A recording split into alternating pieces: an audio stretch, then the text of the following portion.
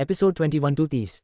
अध्याय 21। स्टॉर्मकॉलर। विल, क्या तुम अपने फैसले को लेकर आश्वस्त हो? जेम्स ने पूछा। मेहमानों के जाने के बाद वह बैठक कक्ष में लौट आया। हालांकि विवाह समझौते के रद्द होने के कारण वह अभी भी गुस्से में था, लेकिन उसे लग रहा था कि उसका पोता कुछ गड़बड़ कर रहा है। दादाजी, क्या आपको लगता है कि मुझ जैसे सुंदर व्यक्ति को भविष्य में पत्नी ढूंढने में परेशानी होगी? विलियम ने मुस्कुराते हुए जवाब दिया। वैसे भी मुझ जैसे महान व्यक्ति की तो कई पत्नियां होना तय है। बिल्कुल आइंसवर्थ की तरह बोल रहे हो। जेम्स ने लड़के के सिर पर हाथ फेरते हुए हंसते हुए कहा। बिल्कुल सही, मुझे पूरा यकीन है कि हर लड़की तुम्हारी पत्नी बनने के लिए लाइन में खड़ी होगी। आखिर जब मैं तुम्हारी उम्र का था तो गांव की हर लड़की चाहती थी कि मैं उसका होने वाला पति बनूं। इना ने दादा पोते की जोड़ी को देखकर अपनी आंखें न घुमाने की पूरी कोशिश की।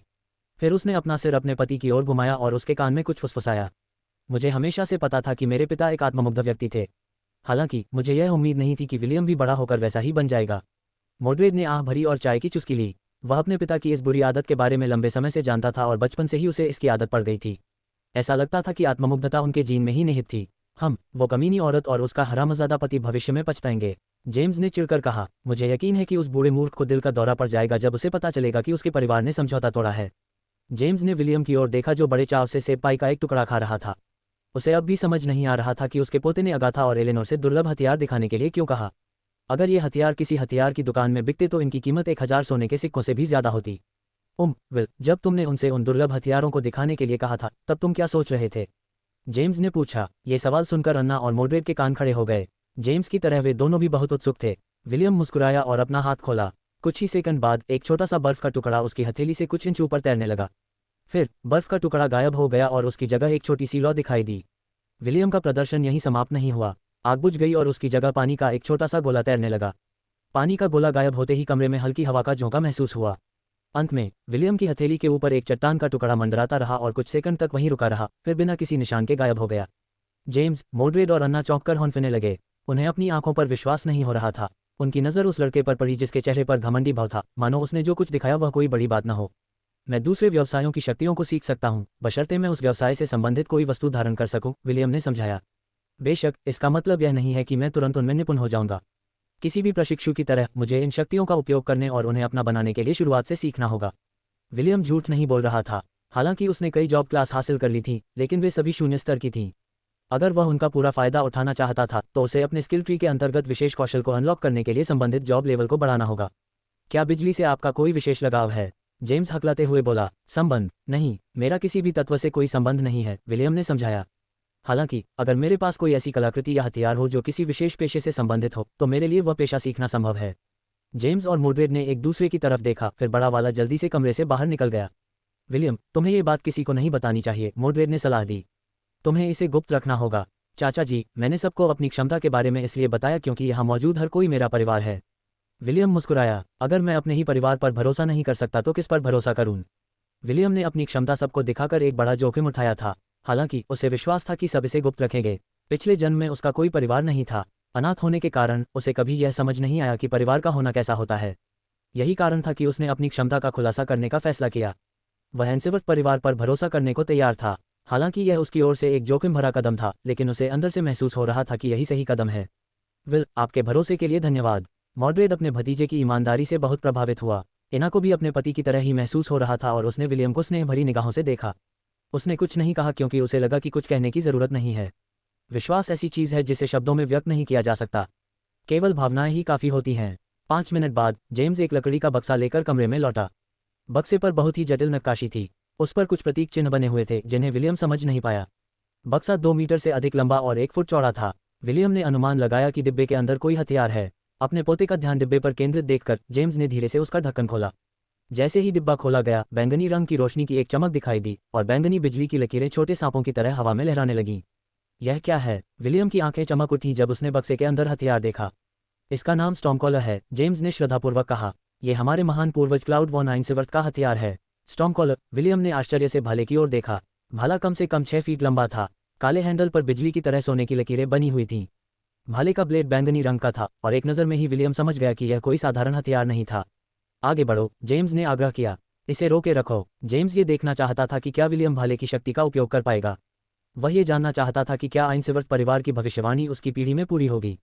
विलियम ने भाले का हैंडल पकड़ने के लिए हाथ बढ़ाया तो उसकी सांस अटक गई। बिजली की लहरें उसके हाथों में दौड़ गईं, लेकिन इससे उसे कोई दर्द नहीं हुआ। बल्कि इससे विलियम को बुद्बुदी का एहसास हुआ। योजक चिन्ह डिंग। सिस्टम ने एक हथियार का पता लगाया है जो एक प्रेस्टीज क्लास को अनलॉक कर सकता है। होस्ट ने इस प्रेस्टीज क्लास को अनलॉक करने के लिए आवश्यक शर्त पूरी नहीं की है। Closing square bracket. इस प्रेस्टीज क्लास को अनलॉक करने के लिए होस्ट को पहले 2 जॉब क्लास में जॉब लेवल 40 तक पहुंचना होगा।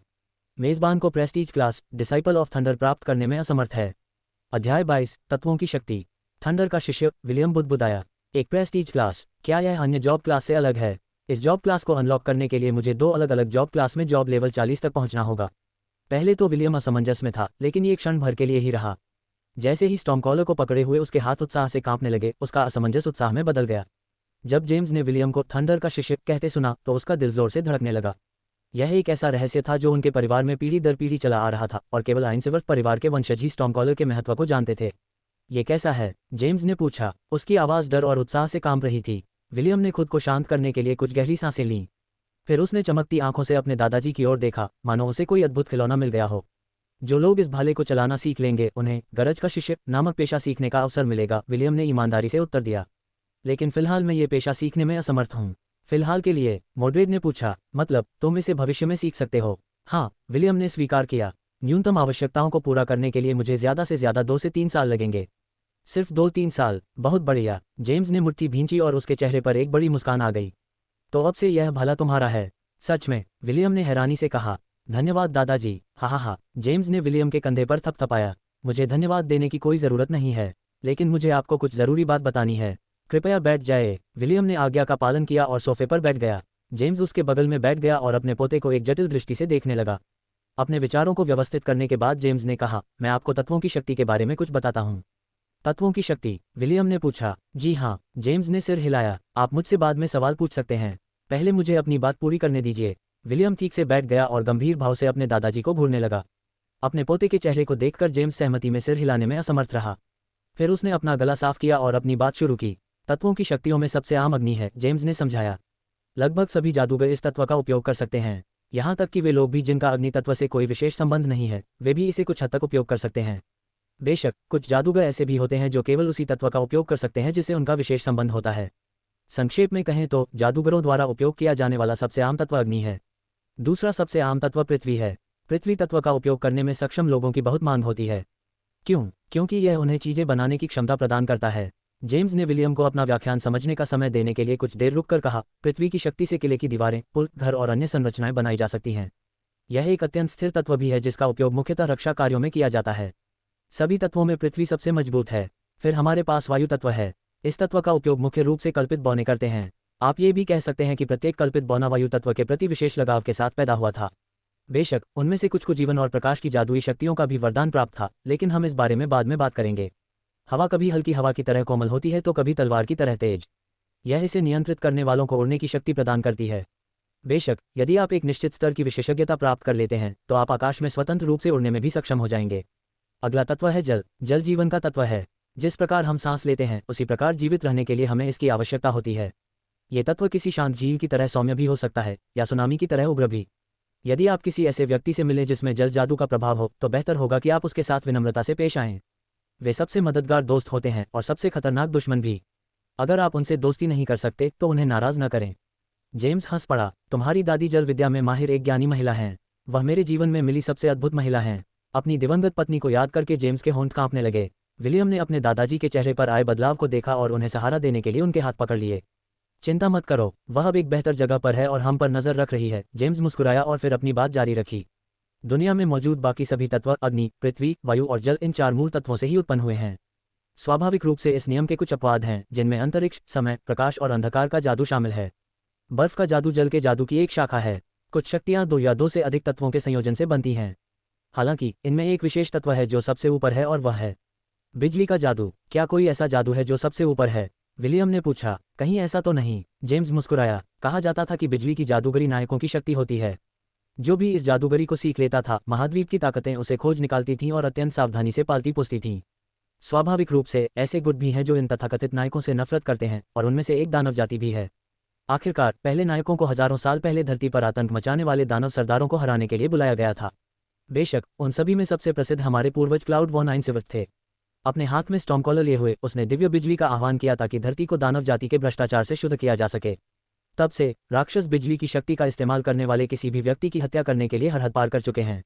इसलिए हे नन्हे शैतान, इस शक्ति का हल्के में इस्तेमाल मत करना। जिस क्षण ये शक्ति प्रकट हुई उसी क्षण तुम्हारा जीवन हमेशा के लिए बदल जाएगा। इसे याद रखना और अच्छी तरह याद रखना। मैं समझ गया। विलियम ने सिर हिलाया। दादाजी, मैं इस शक्ति का दुरुपयोग हल्के में नहीं करूंगा। जब तक तुम समझ जाओगे तब तक ठीक है। जेम्स ने लड़के के सिर पर थपथपाते हुए कहा, तुम्हारे गले में जो हार है वह एक संग्रहणीय अंगूठी भी है। तुम इसमें हमारे परिवार की पुश्तैनी वस्तु रख सकते हो, लेकिन तुम्हें मुझसे वादा करना होगा कि तुम इसे सुरक्षित रखोगे। मैं वादा करता हूँ दादाजी, विलियम ने अपनी छाती थपथपाते हुए कहा। जब तक मैं जीवित हूँ कोई भी हमारे परिवार के इस अनमोल खजाने को छू नहीं पाएगा। अध्याय 23, स्टेरॉइड युक्त ट्रोल योद्धा। बर्फ की गोली। बेसबॉल के आकार की बर्फ की एक केंद्रित गेंद गोब्लिन योद्धा के सिर की ओर उड़ी। टक्कर से वह दर्द से चीख उठा, लेकिन यह उसे मारने के लिए पर्याप्त नहीं था। मरने से पहले 2 और बर्फ की गोलियां गोब्लिन के शरीर से टकराईं और प्रकाश के कणों में बदल गईं। प्राप्त अनुभव अंक 240। वर्तमान समाप्ति तिथि 4320/91207। चरवाहा स्तर 28। वर्तमान कार्य अनुभव 2400/91207। तो जादू करना कुछ ऐसा होता है, विलियम ने सोचा। अद्भुत। विलियम अपनी नई जॉब क्लास को आजमाने के लिए इतना उत्साहित था कि वह अपनी मामा एला के साथ सीधे अपने कमरे में गोब्लिन क्रिप्ट को चुनौती देने चला गया। आइस बुलेट के कुछ राउंड चलाने के बाद उस छोटे लड़के को आखिरकार अपनी नई क्षमता का उपयोग करना आ गया। हालांकि उत्साह शांत होने के बाद उसे कुछ समस्याजनक बात का पता चला। मेरी आइस मेज क्लास में एक्सपीरियंस पॉइंट्स क्यों नहीं बढ़ रहे हैं? क्या बात है? विलियम बड़बड़ाया। सिस्टम, हेलो, क्या आप मदद कर सकते हैं? मेजबान क्या जानना चाहेंगे? Closing square bracket. अरे, यह मेरे आइस मेज सब क्लास के बारे में है। इसे कोई अनुभव अंक नहीं मिल रहे हैं। क्या आप मुझे बता सकते हैं कि ऐसा क्यों हो रहा है? विलियम द्वारा अपने जॉब लेवल को 10 तक बढ़ाने के बाद सीपीयू कोर के अन्य कार्यों को सक्रिय करने की आवश्यकता उसके लिए सुलभ हो गई। एआई अनलॉक हो गया और विलियम के अधिकांश प्रश्नों का उत्तर देने में सक्षम हो गया। हालांकि संवाद किसी जीवित व्यक्ति के संवाद जितना जीवंत नहीं था, फिर भी विलियम खुश था क्योंकि सिस्टम ने पिछले 9 वर्षों में उसके कुछ सवालों के जवाब देने में अच्छा काम किया था। होस्ट, आपको अनुभव अंक वितरित करने का तरीका निर्धारित करना होगा। अभी अनुभव अंक सेटिंग डिफ़ॉल्ट पर सेट है। इसका मतलब है कि सभी कार्य अनुभव सीधे आपके मुख्य वर्ग यानी शेपर्ड जॉब क्लास में जाता है। मैं समझ गया। विलियम ने सहमति में सिर हिलाया। मैं सेटिंग्स कैसे बदल सकता हूँ? आपको बस ये बताना है कि आप दोनों जॉब क्लास के लिए किस प्रकार का वितरण चाहते हैं। आपके पास 2 विकल्प हैं। पहला विकल्प है अनुभव अंकों को शेपर्ड और आइस मेज जॉब क्लास दोनों में समान रूप से 50/50 विभाजित करना। दूसरा विकल्प यह है कि आप अपने सभी अनुभव अंक अपने सब क्लास आइस मेज में एकत्रित कर ले ताकि उसका स्तर तेजी से बढ़ सके। मैं समझ गया। फिलहाल मेरे आइस मेज जॉब क्लास में सभी अनुभव अंक एकत्रित कर लो, विलियम ने आदेश दिया। आदेश प्राप्त हुआ। अनुभव अंक सेटिंग सफलतापूर्वक बदल दी गई है। विलियम ने मुस्कुराते हुए कहा, धन्यवाद सिस्टम। विलियम ने सिस्टम को धन्यवाद तो दिया, लेकिन उसे सिस्टम से कोई जवाब नहीं मिला। सिस्टम केवल पूछताछ और आदेशों का जवाब देता था और विलियम को इसकी कार्यप्रणाली की आदत हो चुकी थी। विलियम इस समय गोब्लिन क्रिप्ट की 7वीं मंजिल पर था। इस मंजिल पर गोब्लिन योद्धा, गोब्लिन निशानेबाज और गोब्लिन अग्रदूत फल फूल रहे थे। ये तीनों प्रकार के गोब्लिन गोब्लिन क्रिप्ट की पहली 5 मंजिलों पर घूमने वाले गोब्लिनों के अधिक शक्तिशाली रूप थे। कुछ साल पहले विलियम ने सोचा था कि कालकोठरी में और गहराई तक जाकर वह अपने स्तर को तेजी से बढ़ा सकेगा।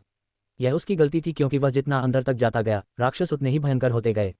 इतना ही नहीं, अधिकांश गोब्लिन 5 से 6 के समूह में रहते थे, जिससे उनका शिकार करना और भी कठिन हो जाता था। विलियम को ऊपरी मंजिलों पर लौटना पड़ा क्योंकि उस स्तर की कठिनाई पर लड़ना उसके और एला के लिए बहुत खतरनाक था। जैसे जैसे समय बीतता गया, दोनों एक साथ लड़ने में माहिर होते गए। वे गोब्लिनों के लड़ाई के तरीकों को भी याद करने में सक्षम हो गए, जिससे उनका शिकार आसान हो गया। विलियम के 8 साल का होने पर ही वे कालकोठरी की 9वीं मंजिल तक पहुंचने में सफल हुए। जब वह 9 साल का हुआ तो वह 10वीं मंजिल पर कदम रखने में कामयाब हो गया।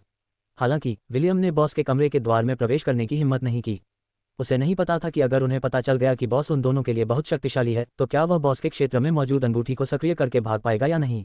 विलियम की सोच ये थी कि किसी बॉस मॉन्स्टर से लड़ते समय कम लेवल होने की तुलना में ज़्यादा लेवल होना बेहतर होता है। इसीलिए वह कालकोठरी में हर बार उतरते समय 7वीं से 10वीं मंजिल तक ही लड़ता था। कालकोठरी के अंदर समय बीतने के संबंध में उसने एक चौंकाने वाली खोज भी की। गोब्लिन क्रिप्ट के अंदर एक दिन बाहरी दुनिया में 1 घंटे के बराबर होता है। विलियम हर दिन कालकोठरी के अंदर केवल 3 दिन ही रह पाता था, जिसके बाद एक अज्ञात शक्ति उसे जबरदस्ती बाहर निकाल देती थी। इसी वजह से विलियम ने अपने अन्वेषण के समय को अधिकतम करने पर जोर दिया और हर बार जब उसने विजय की अंगूठी को सक्रिय किया तो वह कालकोठरी में 3 दिन तक रहा। एक दिन की खोजबीन के बाद विलियम अपने आइस मेज क्लास को लेवल 7 तक बढ़ाने में कामयाब रहा। उसे अतिरिक्त स्टेटस पॉइंट्स भी मिले जिससे वह बहुत खुश हुआ।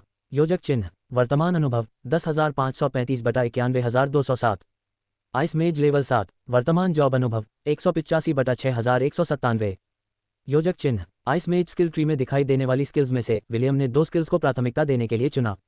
उनमें से एक थी माना रीजनरेशन, जो माना रिकवरी की गति को बढ़ाती है।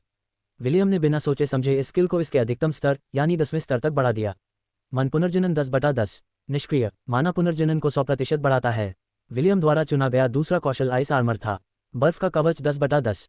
5 माना पॉइंट्स। अपने चारों ओर बर्फ की एक ऐसी परत बना ले जो हाथापाई और प्रक्षेपास्त्र हमलों से होने वाले नुकसान को 30% तक कम कर देती है। आइस आर्मर के 1 मीटर के दायरे में मौजूद दुश्मनों पर ठंडक का प्रभाव लागू हो जाता है। शीत अवस्था उनकी गति और क्रियाशीलता को 30% तक कम कर देती है। यदि बर्फ का कवच जलोदर स्थिति वाले दुश्मनों के संपर्क में आता है तो प्रभावित हिस्से के जम जाने की 60% संभावना होती है। ठंड के प्रति प्रतिरोधक क्षमता में 50% की वृद्धि।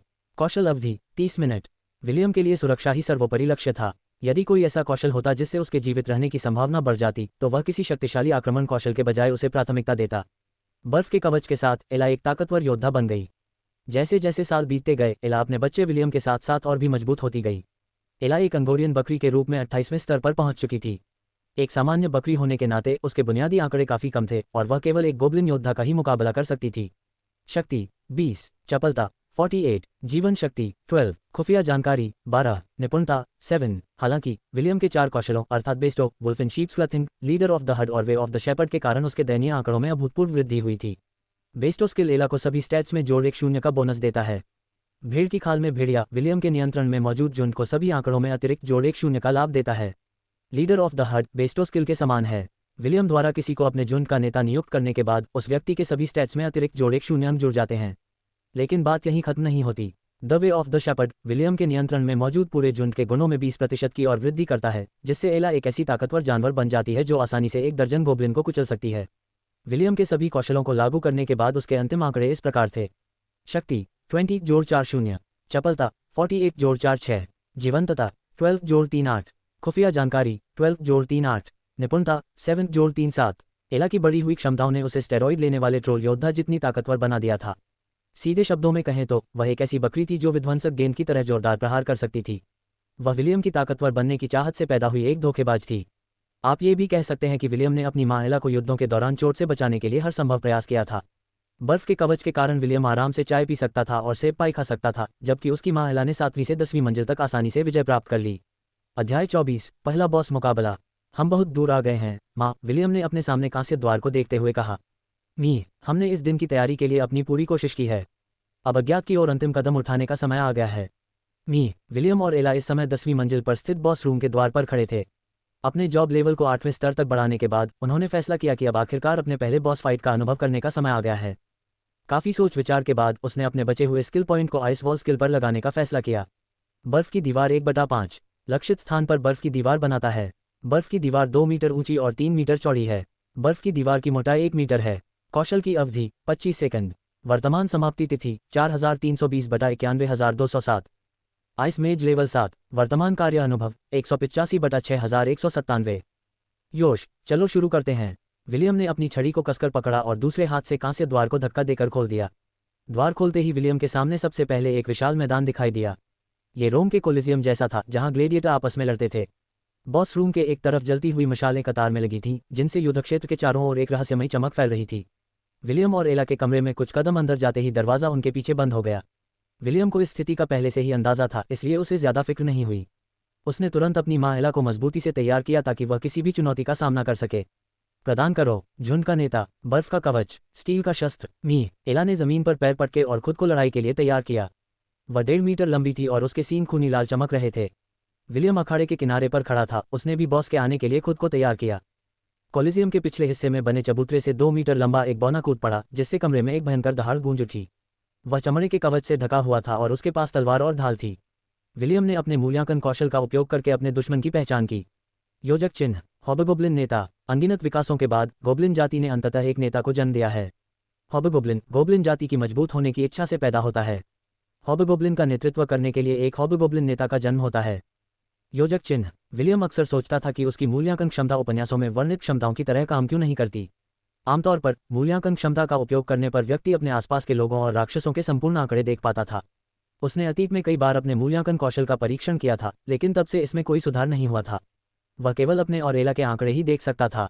हॉबगोब्लिन नेता का विवरण पढ़ने के बाद विलियम ने अपनी आंखें सिकुड़ी और अपना ध्यान अपने सामने मौजूद हॉबगोब्लिन पर केंद्रित किया। हॉबगोब्लिन द्वारा एक और जोरदार दहाड़ लगाने के बाद 4 गोब्लिन योद्धा और 2 गोब्लिन निशानेबाज युद्ध के मैदान में प्रकट हुए। माँ, तुम हॉबगोब्लिन सरदार का ख्याल रखो, बाकी मैं संभाल लूंगा, विलियम ने आदेश दिया। मी, एला ने अपना पैर पटका और आगे बढ़ी। उसने अपने त्वरित आक्रमण कौशल का उपयोग किया और खुद को हॉबगोब्लिन पर दे मारा। मानो एला के हमले का पूर्वाभास करते हुए हॉबगोब्लिन ने अपनी ढाल उठाई और उसके हमले को रोक दिया। हालांकि एला का हमला इतना शक्तिशाली था कि उसने उसे कुछ मीटर पीछे धकेल दिया। हॉबगोब्लिन दहाड़ा और अपने अधीनस्थों को आदेश दिया। एला पर हमला करने के बजाय अधीनस्थों ने विलियम पर हमला कर दिया। 2 गोबलिन निशानेबाजों ने अपने तीर छोड़े, जबकि 4 गोबलिन योद्धा उनके और उनके लक्ष्य के बीच की दूरी को कम करते हुए आगे बढ़े। बर्फ की दीवार। विलियम के सामने बर्फ का एक स्तंभ प्रकट हुआ, जिसने तुरंत दोनों तीरों को बेअसर कर दिया। उस संक्षिप्त आदान प्रदान के दौरान गोबलिन योद्धा 10 मीटर की दूरी कम करने में कामयाब रहे। विलियम इस समय एक साथ कई काम कर रहा था। वह अपने नक्शे को देख रहा था, साथ ही अपने आसपास के वातावरण का अवलोकन भी कर रहा था। गोबलिन योद्धा अलग अलग होकर विलियम पर बाईं और दाईं ओर से हमला करने लगे। उनकी तलवारें वार करने के लिए तनी हुई थीं, लेकिन विलियम उन्हें रोकने के लिए पहले से ही तैयार था। बर्फ की दीवार। Magnum burst. विलियम ने अपने बाईं ओर एक बर्फ की दीवार खड़ी की और अपने दाहिने हाथ पर अपनी छड़ी पटकी। टक्कर के कारण दोनों गोबलिन योद्धा पीछे की ओर गिर गए और उन्हें मामूली चोटें आईं। एलाकार की बर्फ की दीवार विलियम को एक तरफ से बचाव करने के लिए पर्याप्त सुरक्षा प्रदान करती थी, जिससे उसे पीछे से होने वाले अचानक हमले की चिंता नहीं रहती थी। हालांकि वह एला जितना बलवान नहीं था, लेकिन उसने निचले स्तर के इन गोबलिनों का आमने सामने की लड़ाई में सामना करने के लिए पर्याप्त युद्ध अनुभव प्राप्त कर लिया था। जब तक उसका सामना किसी हॉबगोब्लिन से नहीं हो रहा था, विलियम को पूरा भरोसा था कि वह तब तक अपनी जगह पर डटा रह सकता है जब तक कि एला हॉबगोब्लिन नेता से निपटना खत्म नहीं कर देती। Ice bullet, ice bullet, ice bullet, ice bullet, ice bullet, ice bullet. William की थूक हवा में उड़ गई क्योंकि उसने अपने दुश्मनों पर आइस बुलेट्स की बौछार कर दी। धतेरे की, मुझे जल्द ही इंस्टेंट कास्ट या चैंटलेस कास्ट सीख लेना चाहिए, विलियम ने सोचा। लगातार मंत्र बोलना जितना मैंने सोचा था उससे कहीं ज्यादा मुश्किल है। दर्द और क्रोध से भरी चीखें बॉस के कमरे में गूंज उठी क्योंकि गोबलिन क्रोधित हो गए थे। वे विलियम की ओर बेतहाशा दौड़े, उन्हें इस बात की परवाह नहीं थी कि वे जिएंगे या मरेंगे। विलियम ने अपनी छड़ी को मजबूती से पकड़ा और उसे आगे की ओर घुमाया। Magnum burst. मुंह से खून बहते हुए गोबलिन हवा में उड़ने लगे। विलियम ने बर्फ की गोलियों की एक और बौछार दागी जिससे गोबलिन प्रकाश के कणों में बदल गए। आखिरी 2। विलियम ने मुस्कुराते हुए अपने सामने की बर्फ की दीवार हटा दी। विलियम पर निशाना साधने की नाकाम कोशिश के बाद दोनों गोबलिन तीरंदाजों ने हॉबगोब्लिन नेता का साथ देने का फैसला किया था। एला ने बड़ी आसानी से उनके तीरों से खुद को बचा लिया क्योंकि उसे पहले भी अनगिनत बार इसका अनुभव हो चुका था। वह राक्षसों के समूह से लड़ने की आदी थी और उसकी युद्ध क्षमता लगभग पूर्णता तक निखर चुकी थी। क्योंकि दोनों जिन्नों का ध्यान एला पर केंद्रित था, इसलिए उन्होंने अपनी ओर आती हुई 2 बर्फीली गोलियों पर ध्यान नहीं दिया। जब वह गोली उनके चेहरों पर जा लगी, तब उन्हें एहसास हुआ कि कमरे में अभी भी एक और दुश्मन मौजूद है। स्वाभाविक रूप से विलियम ने उन्हें संभलने का कोई मौका नहीं दिया और उनकी जान लेने के लिए बर्फ की 4 और गोलियां दागीं। छोटे मोटे दुश्मनों से निपटने के बाद विलियम ने अखाड़े के कोने पर आपस में लड़ रहे 2 लड़ाकों को टकटकी लगाकर देखा। हॉबगोब्लिन नेता की ढाल पहले ही टुकड़े टुकड़े हो चुकी थी और उसका शरीर खून से लथपथ था। अंतिम हमले के साथ एला ने अपने हॉर्न असॉल्ट का इस्तेमाल किया और हॉबगोब्लिन लीडर के पेट को भेदने में सफल रही। उसने अपना हमला नहीं रोका और लड़ाई खत्म करने के लिए अपने सिग्नेचर मूव वॉल स्लैम का इस्तेमाल किया। हॉबगोब्लिन का बेजान हाथ नीचे गिर गया और प्रकाश के कणों में बदल गया। युद्ध समाप्त हो चुका था और बॉस रूम सफेद रोशनी से जगमगा उठा। प्राप्त अनुभव 12,000। वर्तमान अनुभव 16,320 बटा 91,207।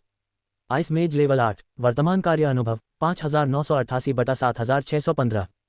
प्रकाश छंटने के बाद अखाड़े के केंद्र में एक पीतल का खजाना दिखाई दिया। विलियम ने उसे अनदेखा किया और सीधे अपनी मां एला की ओर दौड़ पड़ा, ये देखने के लिए कि क्या युद्ध के दौरान उन्हें कोई चोट लगी है। पहले बॉस से लड़ाई के बाद दोनों का लेवल 1 बढ़ गया, लेकिन उनके लिए यह उतना महत्वपूर्ण नहीं था। उनके लिए महत्वपूर्ण यह था कि दोनों सुरक्षित थे। मी, एला ने गर्व से मिमियाते हुए कहा, मानो वह घोषणा कर रही हो कि यह उसकी आसान जीत थी। विलियम मुस्कुराया और प्यार से अपनी मां एला के गले लग गया। भगवान का शुक्र है, आप सुरक्षित हैं मां। मी, बकरी ने अपनी आंखें बंद कर लीं और अपनी ठुड्डी विलियम के कंधे पर टिका दी। विलियम ने 5 बार प्राथमिक उपचार करते हुए एला की पीठ सहलाई।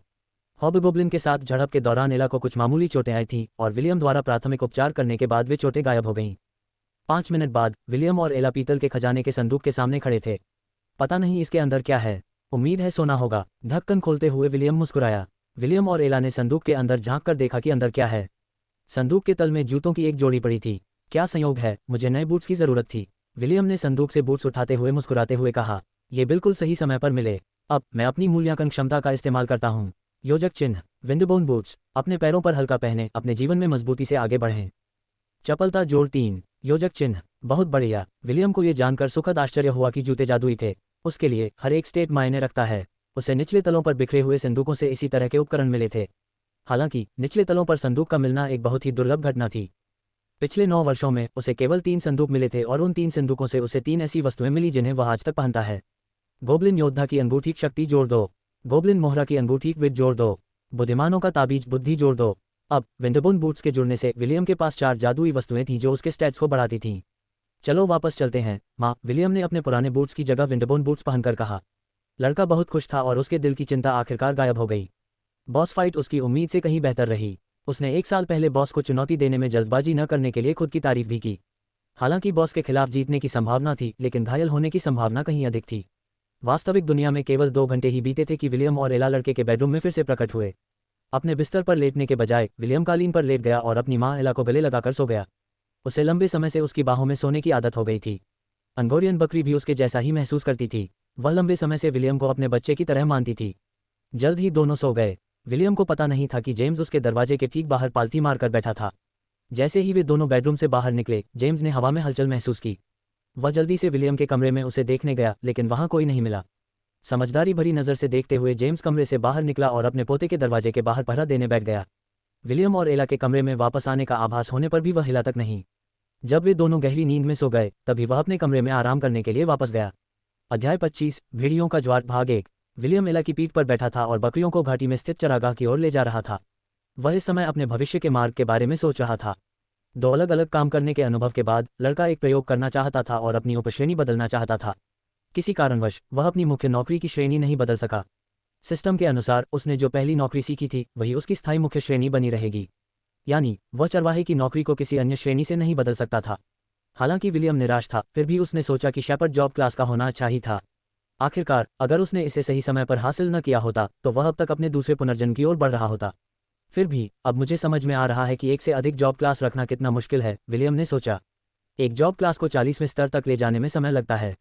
इस प्रणाली के अनुसार प्रेस्टीज क्लास तभी अनलॉक होंगी जब विलियम 2 जॉब क्लास में लेवल 40 तक पहुंच जाएगा। इसका क्या मतलब था? इसका मतलब यह था कि आर्चर क्लास को हंटर, रेंजर, स्काउट, ट्रैकर या इसके किसी भी उन्नत जॉब क्लास में अपना पेशा बदलने के लिए उसे पहले जॉब लेवल 40 तक पहुंचना होगा। विलियम को अपने शेपर्ड जॉब क्लास को लेवल 28 तक अपग्रेड करने में 9 साल लग गए। जाहिर है, धीमी गति से लेवल बढ़ने का कारण उसकी सावधानी थी। निचले स्तर के राक्षसों से ज्यादा अनुभव अंक नहीं मिलते थे, इसलिए उसका लेवल बढ़ना सीमित था। फिर भी विलियम को अपने पहले बॉस से लड़ने से पहले पर्याप्त कौशल और क्षमताएं हासिल करने के अपने फैसले पर कोई पछतावा नहीं था। अधिकांश खेलों में बॉस मॉन्स्टर्स से लड़ते समय कम लेवल होने की तुलना में अधिक लेवल होना बेहतर होता है। विलियम किसी भी बात का पछतावा नहीं करना चाहता था, क्योंकि अगर कभी ऐसा समय आया भी तो पछताने के लिए बहुत देर हो चुकी होगी। फिलहाल उनके आइस मेज का जॉब लेवल 8 था।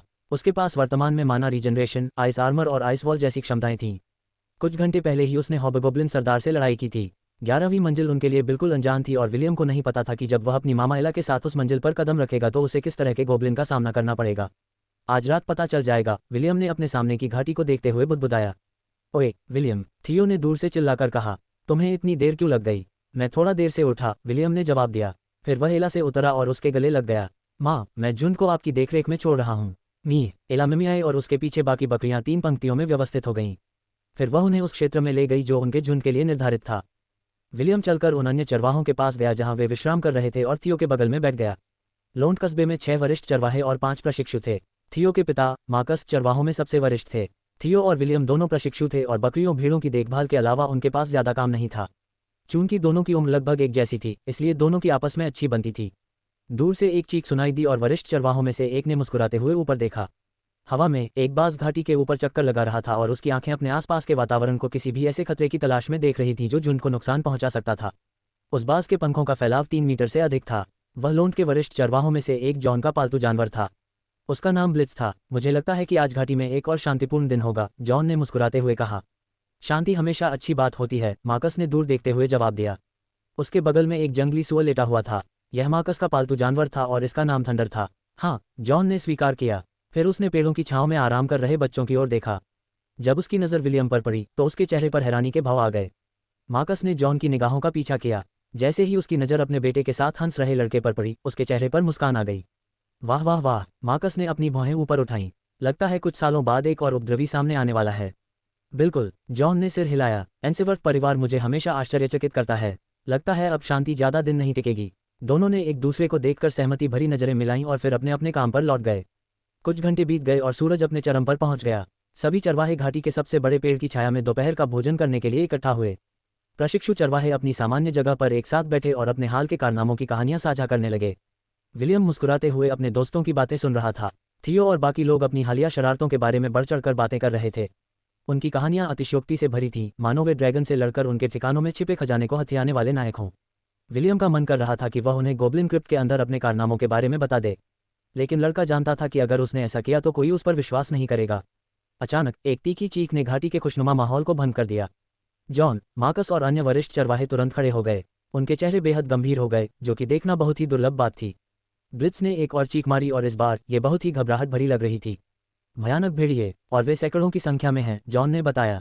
हमें तुरंत यहाँ से निकलना होगा। जॉन द्वारा वर्तमान स्थिति की सूचना देने के बाद मार्कस ने 2 कार्य किए। सबसे पहले उसने आकाश की ओर एक काली गेंद फेंकी। काली गेंद फट गई और घाटी के ऊपर आकाश में 2 काली तलवारें एक दूसरे को काटती हुई दिखाई दीं। दूसरी बात जो उसने की वह थी एक छोटी सी स्टील की सीटी निकालना। उसने उसे बजाया जिससे चर रहे पशुओं के झुंड ने ध्यान से अपनी गर्दन ऊपर उठा ली। थंडर, इन्हें पकड़ो, मार्कस ने आदेश दिया। जंगली सुअर गुर्राया और दूर मौजूद भीड़ों और बकरियों की ओर दौड़ पड़ा। उसने एक लंबी और तीखी चीख मारी, मानो कोई शाही फरमान सुना हो। भीड़ें तेजी से उनकी ओर चल पड़ीं। एवा, बच्चों को वापस गांव ले जाओ, मार्कस ने आदेश दिया। बाकी लोग पीछे पीछे आएंगे। वरिष्ठ चरवाहों में इकलौती महिला आवा ने तुरंत आदेश दिया।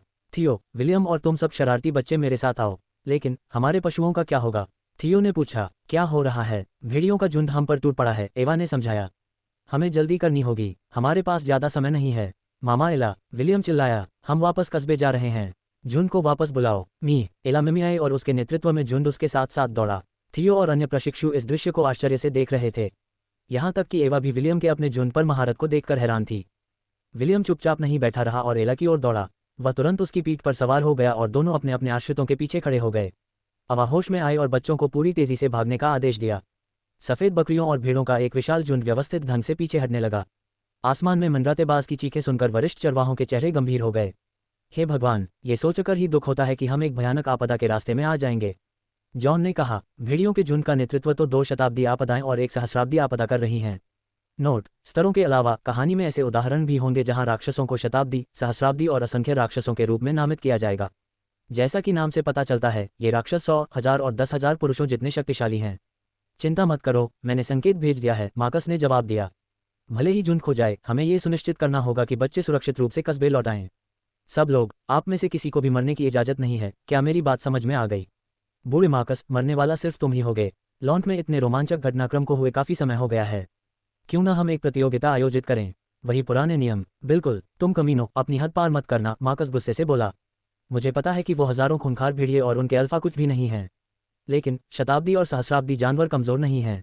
जब बच्चे सुरक्षित रूप से लॉन्ट पहुंच जाएं, तब तुम अपना उत्पात शुरू कर सकते हो। तब तक तुम सब पीछे डटे रहोगे, अन्य वरिष्ठ चरवाहों ने चिढ़कर जवाब दिया। हालांकि उन्हें पूरा भरोसा था कि वे छोटे मोटे जानवरों को आसानी से संभाल लेंगे, लेकिन शताब्दी और सहस्राब्दी के जानवर उनके लिए सिरदर्द बने हुए थे। सच तो यह है कि उनमें से किसी को भी इस बात का भरोसा नहीं था कि वे इस लड़ाई में बच पाएंगे। वे बस एक दूसरे का मनोबल बढ़ा रहे थे ताकि बच्चों को भागने के लिए पर्याप्त समय मिल सके। भेड़ियों के प्रकोप से निपटने के लिए उन्हें और लोगों की जरूरत थी। अगर गांव के बाकी लोग समय पर पहुंच जाते तो वे इस आपदा से बच सकते थे। विलियम लगातार पीछे की ओर देखता रहा। एला की पीठ पर सुरक्षित रूप से सवार होने के कारण उसे पूरा भरोसा था कि उसकी सुरक्षा सुनिश्चित है। हालांकि आवा, थियो और अन्य चरवाहे पैदल ही भाग रहे थे। विलियम ने उनके साथ रहने और जरूरत पड़ने पर मदद करने का फैसला किया। ब्लिट्ज द्वारा अपनी ओर फेंकी गई बिजली की चमक से बचने के प्रयास में घाटी में एक लंबी चीख गूंज उठी। हवा में मंडराते हुए बाज ने भी चुनौती भरी चीख मारी। विलियम ने अपना ध्यान वापस घाटी की ओर केंद्रित किया। ईगल आई स्किल की बदौलत उसकी दृष्टि औसत व्यक्ति से कहीं अधिक दूर तक देख सकती थी। तभी उसने घाटी के पूर्वी छोर पर एक काली लहर को उभरते हुए देखा। उब्रज्वार की गति काफी तेज थी और विलियम जानता था कि यह केवल समय की बात है कि वह उन्हें अपनी चपेट में ले लेगी। विलियम ने हजारों 2 मीटर ऊंचे खूंखार भेड़ियों को देखा, जिनके काले फर थे और आंखें लाल थीं। वे उनकी दिशा में दौड़ रहे थे। मौत की लहर को आते देख थियो और बाकी बच्चों के चेहरे पीले पड़ गए। अचानक उनके पैर दौड़ने लगे और वे अपनी जान बचाने के लिए भागने लगे। पीछे से मोर्चा संभालो, मार्कस ने आदेश दिया। वह थंडर नामक जंगली सुअर पर सवार था और एक के बाद एक आदेश दे रहा था। हमारी प्राथमिकता कस्बे तक पहुंचना है। उससे पहले तुम में से किसी भी कमीने को मरने की इजाजत नहीं है। जॉन ने अपने भंडारक छल्ले से एक काला धनुष निकाला और हवा में ऊंची छलांग लगाई। बाज का आकार इतना बढ़ गया कि उसके पंखों का फैलाव 6 मीटर तक पहुंच गया। जॉन ने कमान खींची और भेड़ियों के झुंड पर तीरों की बौछार कर दी। जैसे ही जॉन ने अपने निशाने पर वार किया, हवा में खून के छींटे उड़ने लगे। तभी उसकी ओर एक और बिजली गिरी। 1000 आदमियों वाले दानव द्वारा दागी गई लंबी दूरी की जादुई शक्ति से बचने के लिए ब्लिट्ज ने तुरंत नीचे की ओर गोता लगाया। अन्य वरिष्ठ चरवाहों ने झुंड की रक्षा के लिए अपने हथियार निकाल लिए। वे सभी अतिरिक्त सैनिकों के आने तक यथासंभव समय निकालने की कोशिश कर रहे थे। अध्याय 26, भेड़ियों का ज्वार भाग 2। धत्तेरे की 100 से अधिक भेड़िए उसके पास से तेजी से गुजरे तो मार्कस ने जोर से गाली दी। वह जानता था कि 5 आदमियों के लिए अकेले भेड़ियों के इस बेकाबू झुंड को रोकना नामुमकिन था। जॉन 1000 साल पुराने दानव के खिलाफ डटकर खड़ा था और उसका सारा ध्यान अपनी ओर खींचे हुए था। बाकी वरिष्ठ चरवाहे अपने हथियारों से भेड़ियों पर हमला कर रहे थे और उनके चारों ओर लाशों का ढेर लगा हुआ था। मार्कस की तरह वे भी इस हमले से बचने के लिए अपनी पूरी कोशिश कर रहे थे। अपनी स्थिति बिगड़ते देख मार्कस अपने साथियों को बचाने के लिए उनकी ओर दौड़ा। थंडर ने जोरदार गुर्राहट की और उसका शरीर आकार में बढ़ता गया। जो भेड़िए उसके रास्ते में खड़े हुए वे उसके नुकीले दांतों से घायल हो गए और उसके हमले के साथ ही उड़ गए। 4 मीटर ऊंचा जंगली सुआ आसानी से दूसरे चरवाहों तक पहुंच गया और उन्हें अपनी पीठ पर चढ़ने दिया। फिर वह तेजी से पीछे हट गया ताकि उन बच्चों से मिल सके जो भेड़ियों के झुंड का शिकार होने वाले थे। योजक चिन्ह, बर्फ का कवच, बर्फ का कवच, बर्फ का कवच, बर्फ का कवच, बर्फ का कवच, बर्फ का कवच, बर्फ का कवच। नीले धुंध के एक आवरण ने विलियम, एला, अवा, थियो और बाकी बच्चों को घेर लिया। विलियम भेड़ियों को अपने करीब आते देख सकता था और उसने अपरिहार्य लड़ाई के लिए तैयार होने का फैसला किया। एवा ने 2 छोटी तलवारें बुलाईं और डटकर मुकाबला करने की तैयारी की। हवा में तैरते हुए उसके चारों ओर पवन की तलवारें चक्कर लगा रही थीं।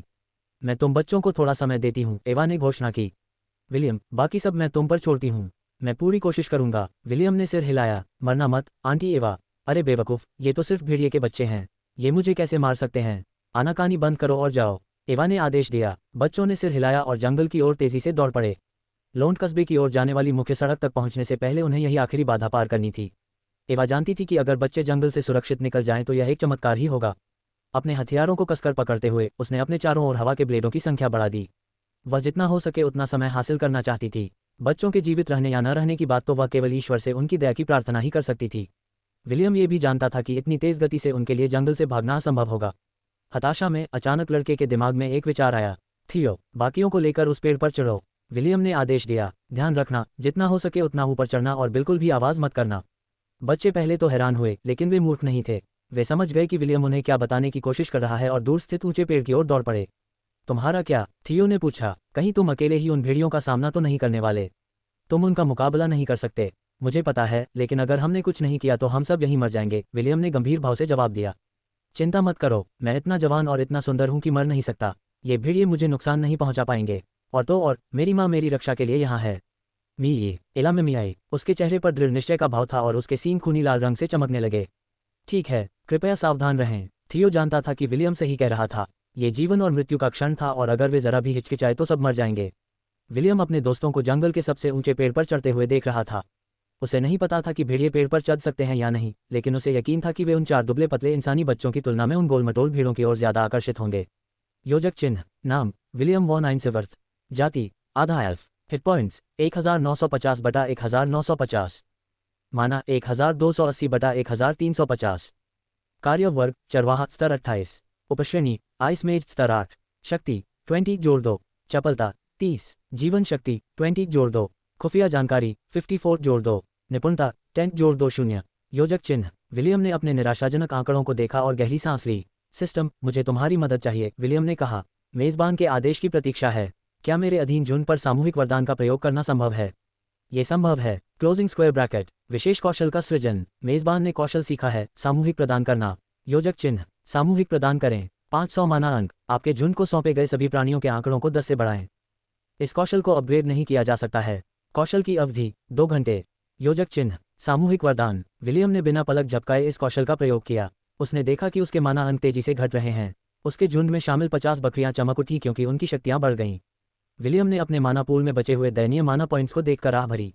माना रीजनरेशन, मुझे तुम पर पूरा भरोसा है। विलियम की कम बुद्धि के कारण उसकी माना ऊर्जा का पुनर्जनन हर 2 सेकंड में केवल एक ही बढ़ता था।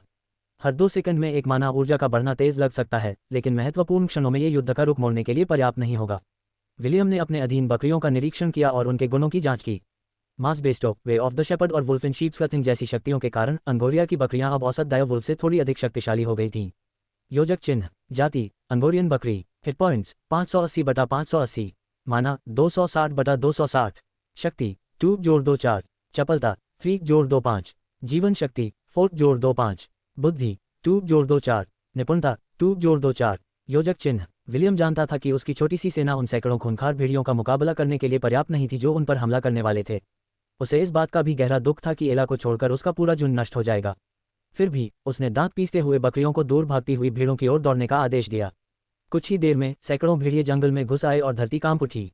उनकी भयानक दहाड़ों से विलियम के रोंगटे खड़े हो गए। उसकी सांसें तेज हो गईं और उसकी इंद्रियां सतर्क हो गईं। युद्ध की तैयारी करो, विलियम ने आदेश दिया और अंगोरियन बकरियां वी आकार में खड़ी हो गईं। वह बहुत पहले ही एला से उतरकर उनसे कुछ ही दूरी पर स्थित एक ऊंचे पेड़ पर चढ़ गया था।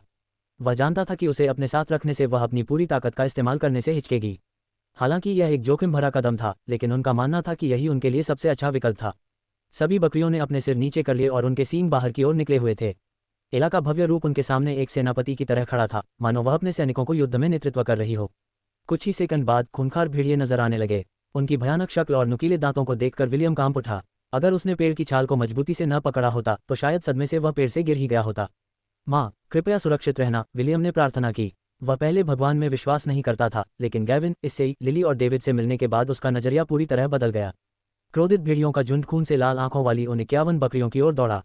वे भोजन की तलाश में कई मील का सफर तय कर चुकी थीं। हालांकि उन्होंने रास्ते में कुछ शिकार पकड़ लिया था, लेकिन वह हजारों बकरियों का पेट भरने के लिए पर्याप्त नहीं था। उनके सामने खड़ी बकरियां बहुत गोलमटोल लग रही थीं, खासकर वह बकरी जिसके सिर पर लाल सींग थे। पागल जानवरों की तरह वे जोर से बकरियों के झुंड पर झपटे। मी, एला ने इशारा किया और उसके आदेश पर बकरियां आगे बढ़ गईं। दांतों, सींगों और पंजों की टक्कर से शिकारी और उसके शिकार के बीच युद्ध की शुरुआत हुई। खून हवा में फैल गया क्योंकि भेड़िए और बकरियां एक दूसरे को बेरहमी से मारने लगे। उस शुरुआती झड़प में 10 बकरियां मारी गईं, जबकि 60 खूंखार भेड़ियों को भले पर लटकाकर मार डाला गया। प्राप्त अनुभव 18,000। विलियम ने सूचना देखी और उसे बहुत दुख हुआ। अगर यह सामान्य स्थिति होती तो शायद वह मिले हुए अनुभव अंकों के कारण खुशी से झूम उठता, लेकिन अपने हाथों से पाली और देखभाल की हुई बकरियों को अनुभव अंकों के बदले अपनी आंखों के सामने मरते देखना उसके दिल को बहुत दुख पहुंचा रहा था। उसके आंसू बारिश की बूंदों की तरह गिर रहे थे, लेकिन उनकी तुलना उस खून की नदी से नहीं की जा सकती थी जो इस समय धरती को लाल कर रही थी। उसने बलिदानों के लिए खुद को तैयार कर लिया था, लेकिन फिर भी उसके सामने प्रकट हुई वास्तविकता को देखकर उसका दिल दहल गया। अध्याय 27, भेड़ियों का ज्वार, भाग 3। एला ने क्रोध में आकर उस खूंखार भेड़िए को गिरा दिया जो उसके एक साथी पर हमला करने ही वाला था। लड़ाई शुरू हुए अभी सिर्फ 2 मिनट ही बीते थे और उनकी टुकड़ी में सिर्फ 18 बकरियां बची थीं। एला ने आगे बढ़कर अन्य बकरियों का नेतृत्व किया और भेड़ियों के झुंड पर आक्रामक ढंग से हमला किया। उनका निशाना झुंड के केंद्र में खड़ा 3 मीटर लंबा धूसर भेड़िया था। अल्फा वुल्फ गुर्राया और भेड़ियों को इकट्ठा करके पास आ रही बकरियों से भिड़ने के लिए प्रेरित किया। ये झड़प भीषण थी, जिसमें अल्फा वुल्फ की मौत के बदले 5 और बकरियों ने अपनी जान गंवाई। ये तीसरा अल्फा वुल्फ था जिसे एला ने मारा था। प्रत्येक अल्फा वुल्फ 40 से 50 डाया वुल्फ का नेतृत्व करता था। उनके नेतृत्व को नष्ट करने के लिए एला ने इन भेड़ियों को अपनी प्राथमिकता बनाने का फैसला किया। उसके सफेद कोट पर काफी समय से खून लगा हुआ था। विलियम को नहीं पता था कि खून भेड़ियों का था या एला के शरीर का। उसे बस इतना पता था कि उसकी मां अब बेकाबू हो गई थी। शायद हवा में फैली खून की गंध या अपने अधीनस्थों की मौत के कारण झुंड की नेता अब खून की प्यासी थी। यहाँ तक कि खूंखार भेड़िए, जिन्होंने पहले सोचा था कि उन्हें शिकार मिल गया है, उससे ऐसे बचते रहे जैसे वह कोई बीमारी हो। अल्फा भेड़ियों को खोने के बाद भेड़ियों की टुकड़ी अस्त व्यस्त हो गई। वे अब उस पागल बकरी और उसके साथियों से लड़ना नहीं चाहते थे। इसके बजाय वे दूर भागती हुई भेड़ों के पीछे दौड़ पड़े। उसी क्षण एला अपनी बेकाबू अवस्था से उबरकर होश में आए। एला ने मिमियाए और बची हुई 13 बकरियां उसके पास इकट्ठा हो गईं। थकान के कारण उनके पैर कांप रहे थे, लेकिन उनकी आंखों में जोश अभी भी बरकरार था। विलियम जानता था कि अगर एला उन्हें आदेश दे तो ये बकरियां अपनी जान की परवाह किए बिना उस पर टूट पड़ेंगी और उसके आदेश का पालन करेंगी। सौभाग्य से एला ने ऐसा नहीं किया। गोब्लिन क्रिप्ट में हुए युद्धों का अनुभव करने के बाद उसकी बुद्धि में बहुत वृद्धि हुई थी। हालांकि वर्तमान एला एक इंसान जितनी बुद्धिमान नहीं थी, लेकिन उससे बहुत पीछे भी नहीं थी। भगवान का शुक्र है, विलियम ने राहत की सांस ली। वह नहीं चाहता था कि एला खूंखार भेड़ियों से जान की बाजी लगाकर लड़े। लड़के ने भेड़ियों की ओर देखा जो अब भेड़ों को निशाना बना रहे थे और उनकी संख्या गिनने की कोशिश की। उसके अनुमान के अनुसार भेड़ियों की संख्या अभी भी लगभग 400 थी। राहत की बात सिर्फ ये थी कि उन्होंने एला और बाकी बकरियों को अकेला छोड़ दिया था। उन्होंने कमजोर इरादों वाली भेड़ों को ज्यादा सुरक्षित निशाना समझा। एला उनके पीछे भागना चाहती थी, लेकिन उसने अपने झुंड के सदस्यों को प्राथमिकता दी। उसने खूंखार भेड़ियों को कुछ मिनटों तक रोके रखने के लिए अपने परिवार के कई सदस्यों की बलि दे दी थी। झुंड की मुखिया होने के नाते उसने यह माना कि उसके अधीनस्थ अपनी सीमा तक पहुंच चुके थे और अब लड़ने में सक्षम नहीं थे। ऐसी स्थिति में उसने उन्हें केवल सतर्क रहने और अपनी जगह पर डटे रहने का आदेश दिया। एला और शेष बकरियों ने अपनी जगह पर डटे रहने के बावजूद युद्ध क्षेत्र में सैकड़ों भेड़ियों के शव बिखरे पड़े थे। विलियम के झुंड के हिस्से के रूप में उन्होंने स्टील आर्मामेंट, क्विक अटैक और हॉर्न असॉल्ट जैसे कौशल भी सीखे थे। इन कौशलों के कारण ही वे अपने शत्रुओं पर विजय प्राप्त करने और उन्हें अपने खुरों के नीचे कुचलने में सक्षम थे। 163, 240 अनुभव अंक। यह अनुभव अंकों की वह राशि थी जो एला और उसके अधीनस्थों ने डायर वुल्फ पैक के खिलाफ अपनी 15 मिनट की लड़ाई के दौरान हासिल की थी। एला की पार्टी की सभी बकरियां अब 18वें स्तर पर थीं। संक्षेप में, वे विनम्र और भोली बकरियां नहीं थीं जो पहले चरागाहों में आलस्य से चलती थीं।